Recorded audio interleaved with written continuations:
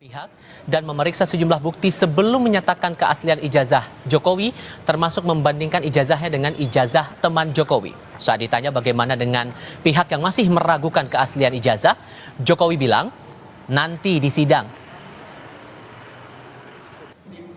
Ya, memang asli. Di Bareskrim itu kan sangat detail sekali ya.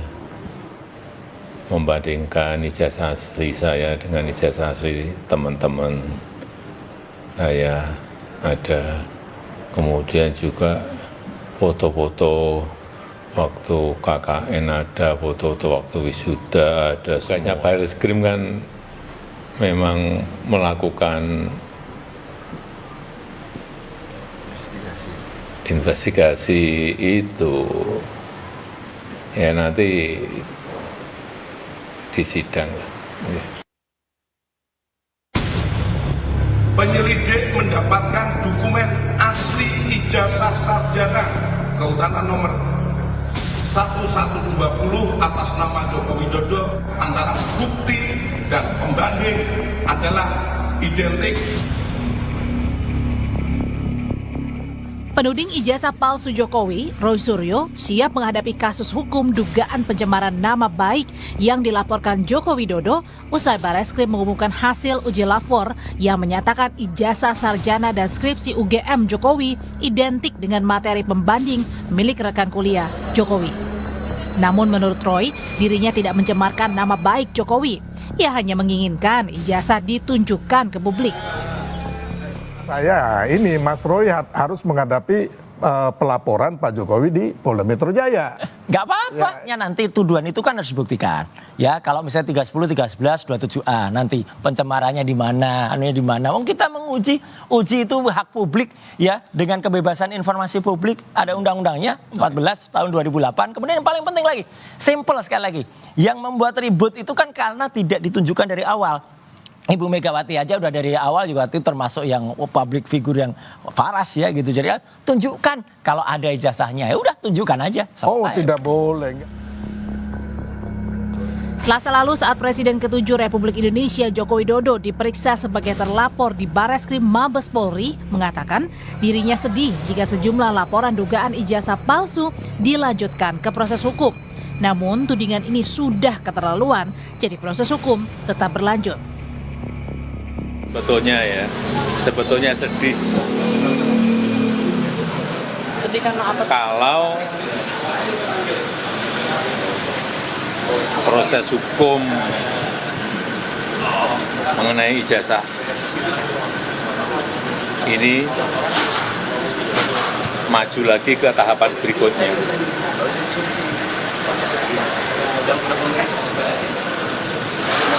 Saya kasihan. Tapi ya ini kan sudah keterlaluan. Usai dinyatakan ijazah Jokowi asli, Bareskrim memastikan tidak ada unsur pidana dalam aduan masyarakat kasus dugaan ijazah palsu Jokowi. Sementara masih ada kasus perdata ijazah Jokowi yang sedang berjalan di Pengadilan Negeri Solo, Jawa Tengah. Tim Liputan, Kompas TV. Di lain pihak, Menteri Sekretaris Negara Prasetyo Hadi merespons hasil uji lab for Bareskrim atas keaslian ijazah Jokowi. Ia menghormati proses hukum yang berjalan. Respon dari Istana tentunya itu kita menghormati itu proses hukum ya. Itu sudah disampaikan oleh Bareskrim, hasilnya ya tentu kita menghormati. Gitu. Karena kalau bagi kami ya tentunya kita itu lebih fokus ke bekerja. Kami ulas lebih lanjut soal dampak dari pengumuman polisi atas keaslian ijazah Jokowi dan laporan pidana terhadap Roy Suryo CS ini bersama dengan sejumlah narasumber. Dua narasumber bergabung lewat sambungan dalam jaringan. Ada Wakil Ketua Umum Projo Freddy Damanik dan kuasa hukum Roy Suryo sekaligus dari tim advokasi anti kriminalisasi Saleh Al-Ghifari. Selamat sore semuanya dengan Tifal, apa kabar? Sore Mas Iqbal. Oke, terima kasih semua sudah bergabung bersama kami. Di satu sisi Mas Roy masih berkeyakinan bahwa identik belum tentu asli, tapi di sisi lain Pak Jokowi bilang kalau masih ada yang meragukan keasliannya Mas Ghifar, keaslian ijazah itu nanti di sidang. Nah, sekarang Mas Roy ada potensi untuk kena pencemaran nama baik. Masih ada celah nggak buat Mas Roy dan teman-teman ini untuk membela diri? Ya, tentunya ada, Mas Ival. Ini Apa tuh? karena kan hasil analisa dari teman-teman ini dan pendapatnya ini kan didasari oleh sesuatu yang ilmiah ya. Setidaknya itu yang diyakini oleh teman-teman ini, dan kemudian sebenarnya ekspresi untuk mendapatkan informasi publik yang valid dan otentik ini dilindungi oleh undang-undang ya. Dan itu juga sebenarnya pasal yang kunci di dalam undang-undang dasar kita. Bahkan dari awal negara ini dibentuk, bahwa kebebasan untuk menyampaikan pendapat, termasuk menyampaikannya di muka umum, itu adalah bagian integral dari konstitusionalisme Indonesia. Sehingga masyarakat bisa memberikan pendapat untuk penyelenggaraan pemerintah kita ini. Oke. Nah, khususnya jika reformasi ya, dibentuk undang-undang selain undang-undang informasi publik tadi adalah undang-undang penyelenggaraan pemerintahan yang bersih. Di mana di situ seseorang dalam kapasitas sebagai pejabat itu jika mendapatkan kritik, mendapatkan sanksi dari masyarakat atas apa yang dilakukannya perbuatannya, itu berhak untuk menyampaikan klarifikasi. Sementara di sisi lain, masyarakat itu memiliki tanggung jawab untuk berpartisipasi, terutama mereka yang memiliki basis keilmuan. Nah, itu ada tanggung jawab akademik di situ untuk memberikan pendapat. Ditambah pada lagi, bagian oke, ini sorry saya potong di situ. menyampaikan. Ya. Oke, sorry saya potong di situ. Ditambah lagi Bung Freddy, Mas Roy sempat bilang juga bahwa apa yang dilakukan itu bukan bentuk pencemaran, tapi kita sedang menguji hak publik. Menurut Anda masuk akal nggak Bung Freddy? Ya, sangat tidak masuk akal lah. Semua publik juga tahu ini bukan hanya pencemaran, tapi fitnah, menuduh. Ya, 311, 27A itu benar bahwa menyatakan pendapat, kebebasan ekspresi itu dilindungi dan dijamin Undang-Undang Dasar. Tapi ada pasal setelahnya 28J itu. Ya, di dalam melaksanakan hak dan kebebasan itu ada batasan. Batasannya itu hak dan kebebasan orang lain. Itu diatur dalam undang-undang.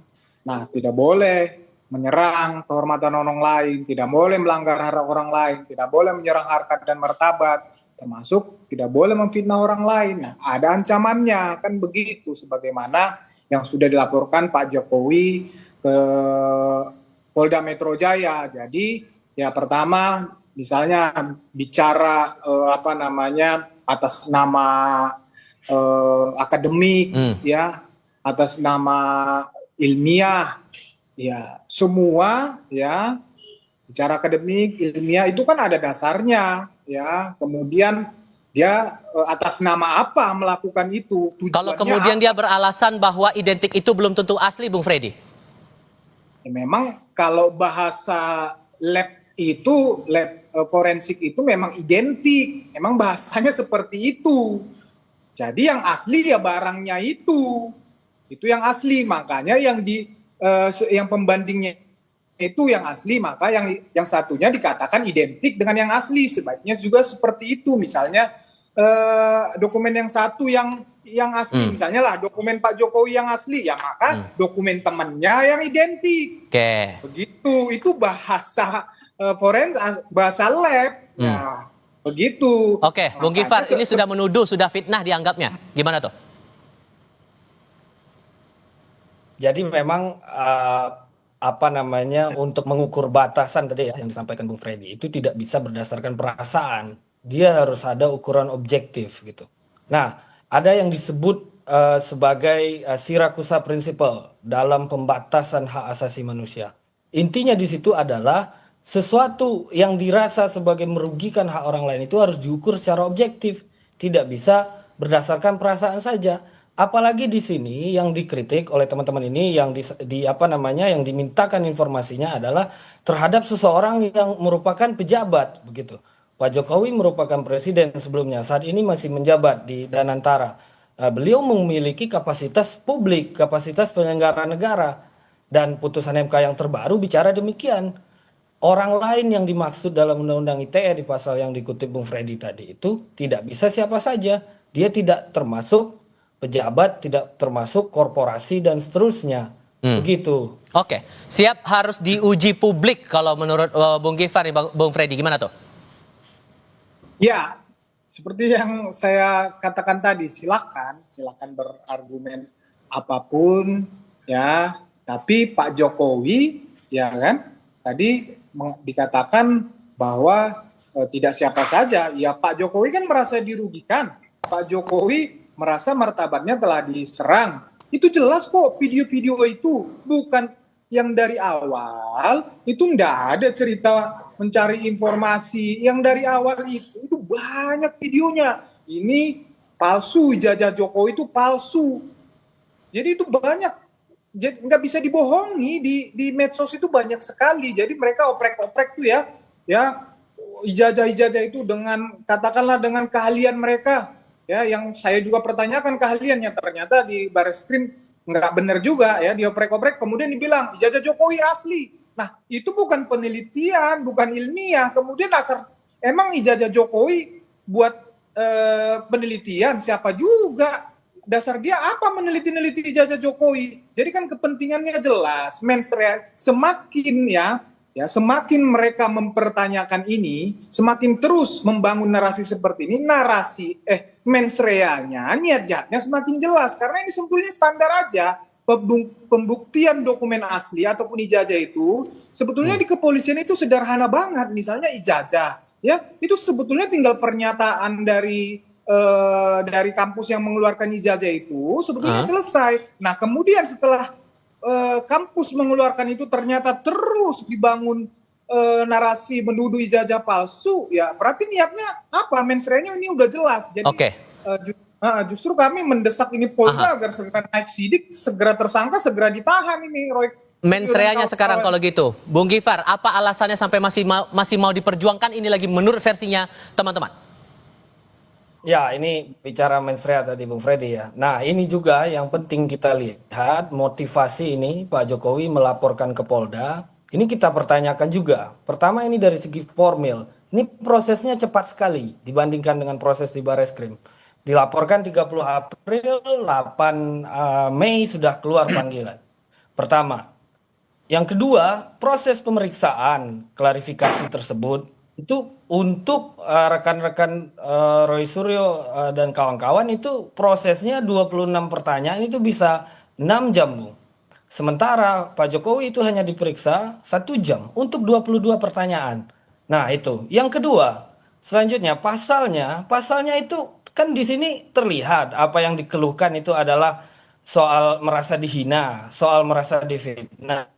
Lalu kemudian kenapa itu dipaksakan pasalnya masuk 35 Undang-Undang ITE, itu manipulasi server sistem elektronik, 32 mengubah informasi milik publik. Nah ini pasalnya itu mengancam orang penjara 12 tahun, 9 tahun. Artinya di sini dipaksakan ada kewenangan penahanan. Nah begini. Nah itu yang menurut kita juga cukup perlu dipertanyakan ini. Kesannya apa yang Anda tangkap dengan dua keanehan itu? Masalah durasi pemeriksaan dan pasal yang Undang-Undang ITE itu, Bung Gifar? Ya, yang pertama di sini ada disparitas, Bung. Yang kedua adalah chilling effect. Perlakuan yang tidak sama. Yang kedua ini berusaha menimbulkan efek gentar ke publik. Untuk orang yang menyampaikan ekspresi, menyampaikan pendapat ini tidak bisa lagi ke depannya. Dan pasal yang digunakan ini adalah penyalahgunaan Undang-Undang ITE. Undang-Undang ITE ini kan sebenarnya melindungi informasi elektronik publik dari penipuan, dari manipulasi, dari kerusakan data server yang kemudian menyangkut hajat hidup orang banyak. Itulah pasal-pasal 35, 32 itu. Supaya konsumen, supaya masyarakat terlindungi. Ini perasaan pribadi orang dikenakan pasal ini. Ada upaya membuat publik gentar, Bung Freddy. Kemudian ada upaya kriminalisasi, makanya Bung Roy sempat mengadu soal pasal itu ke Komnas HAM. Gimana ngerespon itu? Ya, kalau tadi mempertanyakan masalah proses penyelidikan dan lain-lain, ya silahkan aja, itu ada mekanismenya lah ya, mau di pra-peradilan atau nanti misalnya udah naik sidik, silahkan aja lah.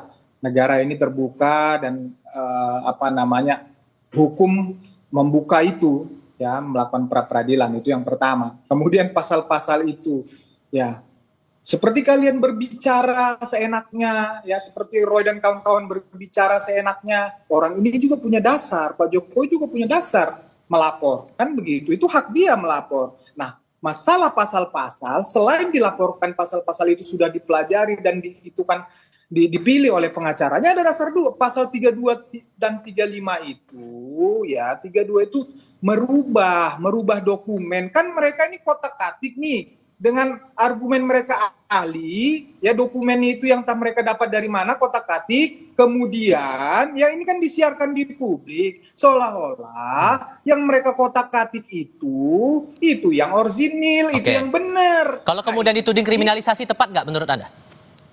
Ya jauh lah, masa kriminalisasi orang jelas-jelas memfitnah, barang kan tadi udah diuji Bareskrim, barang yang asli dibilang palsu, atau dokumen yang asli dibilang palsu. Lah itu kan ada dasarnya melapor. Kemudian laporan ditindaklanjuti. Masa dibilang kriminalisasi? Tapi dari awal saya bilang, Mas Roy, jangan nanti kamu nantang-nantang. Ya silakan laporin. Ketika dilapor nanti kamu jangan paling teriak kriminalisasi. Tapi memang ini publik juga sudah paham ya gaya-gaya seperti ini. Saya juga percaya nanti di Komnas HAM mereka ketika laporannya nggak direspon, mereka akan teriak-teriak Komnas HAM tidak benar, itu itu biasa, standar aja upaya-upaya seperti itu, biasa. Namanya melakukan pembelaan ya biasa aja.